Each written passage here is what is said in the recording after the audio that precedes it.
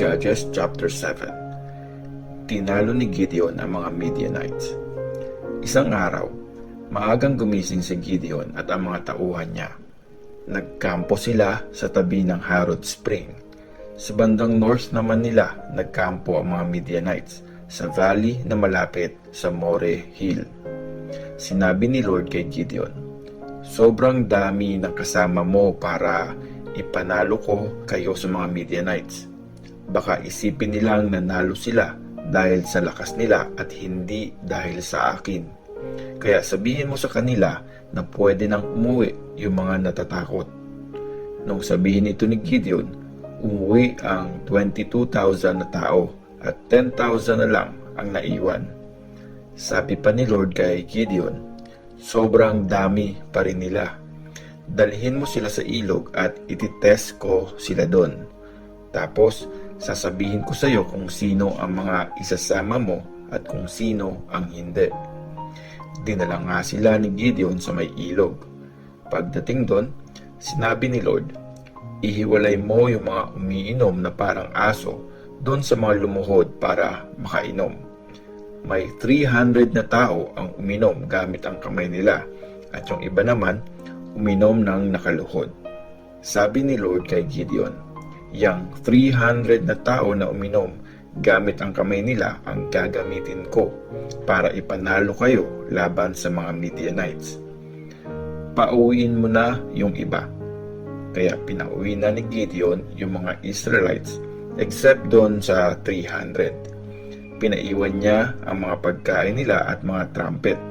Yung kampo ng mga Midianites ay nandun lang sa may valley sa bandang ibaba nila. Nung gabing yon, sinabi ni Lord kay Gideon, "Mag-ready na kayo. Lusubin nyo na ang kampo ng mga Midianites. Papanalunin ko kayo laban sa kanila. Pero kung natatakot ka, isama mo ang servant mong si Pura sa kampo ng mga kalaban. Pag narinig mo yung kwentuhan ng mga Midianites, lalakas ang loob mong lumusog." So, pumunta nga sina Gideon at Pura sa gilid ng kampo ng mga kaaway. Sa valley, nakakalat ang mga Midianites, Amalekites at lahat ng mga tribe na galing sa desert. Para silang mga locust sa sobrang dami at kasing dami ng mga buhangin sa dagat ang mga camel nila. Pagdating ni Gideon, narinig niyang kinukwento ng isang lalaki sa kaibigan niya yung panaginip niya. Sabi ng lalaki, "Nanaginip ako. Meron daw tinapay na gawa sa barley na gumulong sa kampo natin. Tumama yun sa tent, tapos bumagsak yung tent. Bumaligtad at nasira." Sumagot ang kaibigan niya, "Yun yung espada ng Israelite na si Gideon na anak ni Joash. Ibig sabihin nun, panalo na sila dahil sa Diyos. Talo na ang mga Midianites. Talo na tayong lahat." Nung marinig ni Gideon ang panaginip at yung meaning nun, nag-worship siya kay Lord. Tapos, bumalik agad siya sa kampo nila at sinabi, "Mag-ready na kayo. Binigay na sa inyo ni Lord ang panalo laban sa mga Midianites." Grinupo niya sa tatlo yung 300 niyang kasama at binigyan sila ng tig-isang trumpet at tig-isang bangak na may torch sa loob. Sinabi niya sa mga kasama niya, "Pag malapit na ako sa kampo nila, tingnan niyo lang ako. Tapos gayahin niyo yung gagawin ko.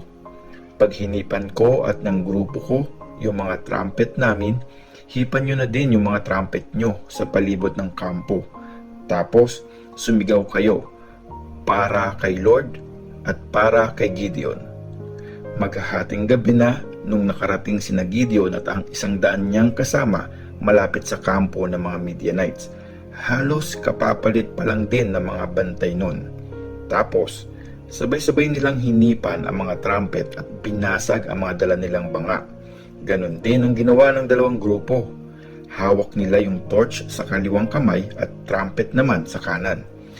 Tapos, sumigaw sila, "Isang espada para kay Lord at para kay Gideon."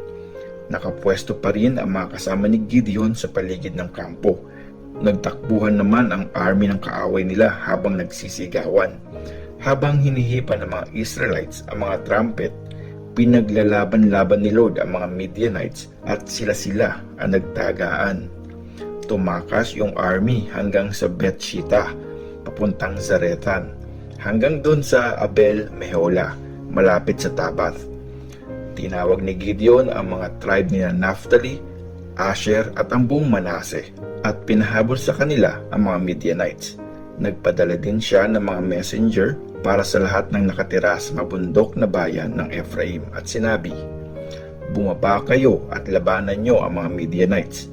Bantayan nyo ang Jordan River at ang mga sapa hanggang sa Betbara para di makatawid doon ang mga Midianites."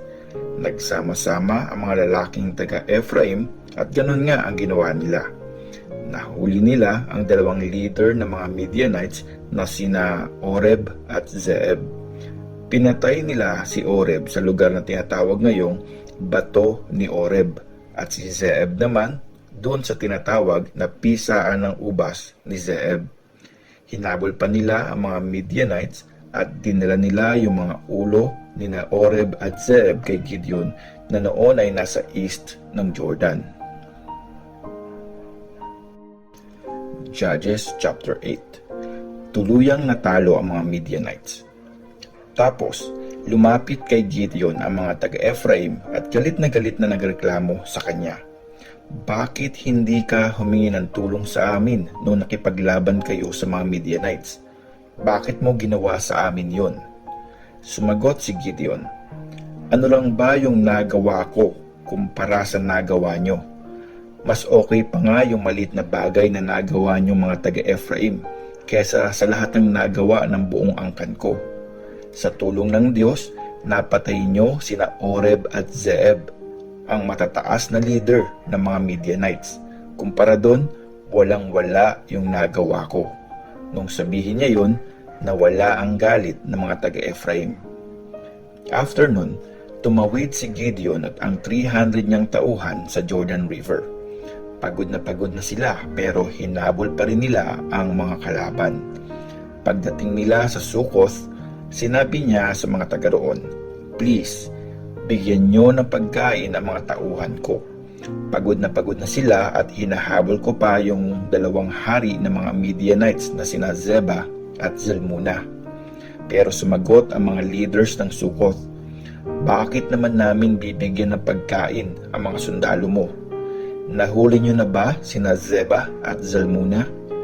So sinabi ni Gideon, "Sige, pero pag binigay na sila sa akin ni Lord, babalikan ko kayo at hahampasin ng matitinik na halaman mula sa desert." Mula doon, pumunta si Gideon sa Penuel at humingi rin ng pagkain sa mga tao doon. Pero pareho lang yung sagot nila sa sagot ng mga taga-Sukoth. Kaya sinabi niya sa mga taga-Penuel, "Babalik ako dito pagka panalo ko sa gera. Tapos, gigibain ko yung tower nyo."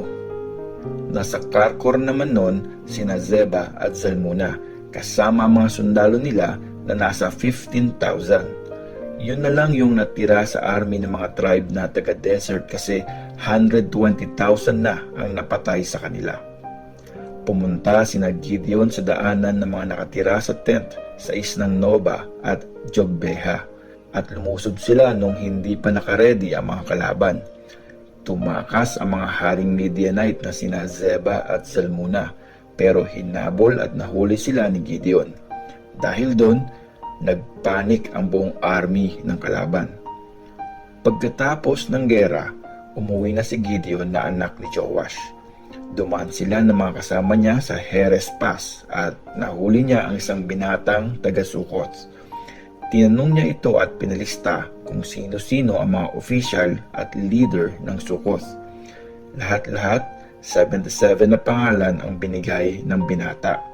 After nun, pinuntahan ni Gideon ang mga taga-Sukoth at sinabi, "Naalala nyo nung hindi nyo kami tinulungan?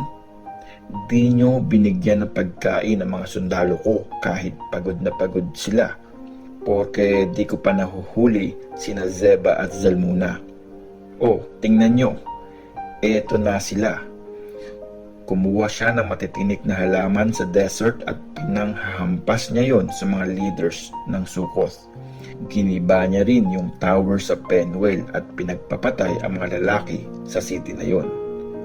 Tapos, tinanong ni Gideon sina Zeba at Zalmunna, "Anong masasabi nyo sa mga lalaking pinatay nyo sa Tabor? Kagaya mo sila, mukha silang mga anak ng hari," sagot nila. Sinabi ni Gideon, "Mga kapatid ko sila, mga anak ng nanay ko. Sinusumpa ko sa pangalan ni Lord, kung di nyo sana sila pinatay, hindi ko kayo papatayin ngayon." Tinawag niya ang panganay niyang si Jether at inutusan, "Sige anak, patayin mo sila." Pero dahil bata pa si Jether, natakot siya kaya hindi niya hinugot ang espada niya. Sinabi ni Zeba at Zalmunna kay Gideon, "Ikaw na mismo ang pumatay sa amin. Magpakalalaki ka. Pakita mo ang tapang mo." Pinatay nga ni Gideon ang dalawa. Tapos, kinuha niya yung mga alahas na nakakwintas sa mga camel nila. After nun, kinausap ng mga Israelites si Gideon, "Niligtas mo kami sa mga Midianites kaya ikaw na ang mamuno sa amin. Ikaw, tapos yung anak mo, tapos yung apo mo." Sumagot si Gideon, "Hindi ako ang mamumuno sa inyo, hindi rin yung anak ko. Si Lord ang mamumuno sa inyo." Sabi pa niya, "Pero may request sana ako. Ibigay nyo sa akin ang mga hikaw na nasamsam nyo." Nagsusuot kasi ng gold na hikaw ang mga Midianites, gaya ng ibang mga taga-desert. Sumagot ang mga tao, Sige, ibibigay namin yon sa iyo." Naglatag sila ng tela at nilagay nila doon yung mga hikaw na nasamsam nila. Umabot ng halos 20 kilos yung mga gold na hikaw na natanggap ni Gideon. Di pa kasali doon yung mga mamahaling alahas na hugis buwan, mga kwintas, at yung mga violet na damit na sinusuot ng mga hari ng Midian. Plus yung mga collar pa na nakuha sa leeg ng mga camel. Gumawa si Gideon ng isang Diyos-Diyosan gamit yung mga gold at nilagay niya yon sa bayan niya sa Opra. Dahil doon, tumalikod sa Diyos ang mga Israelites at winorship yung Diyos-Diyosan. Naging trap yon kay Gideon at sa pamilya niya. Natalo nga ng Israel ang Midian at hindi na ito ulit nakalaban sa mga Israelite. Payapa ang buong lupain sa loob ng 40 years hanggang sa mamatay si Gideon. Ang pagkamatay ni Gideon. Umuwi at tumira sa sarili niyang bahay si Gideon na anak ni Joash. 70 lahat ang naging anak niya kasi ang dami niyang asawa. Meron din siyang alipin sa Shechem at nagkaroon sila ng anak na lalaki. Abimelech ang pinangalan niya sa bata. Matandang-matanda na si Gideon nung mamatay siya at nilibing sa libingan ng tatay niya sa Ofra sa bayan ng angkan ni Abiezer. Pagkamatay ni Gideon, tumalikod ulit ang mga Israelites sa Diyos at nag-worship sa mga Baal. Ginawa nilang Diyos si Baal-Berith at kinalimutan si Lord na Diyos nila na nagligtas sa kanila mula sa lahat ng kalaban sa paligid nila. Hindi rin sila naging loyal sa pamilya ni Gideon kahit pa ang dami niyang mabuting ginawa para sa Israel.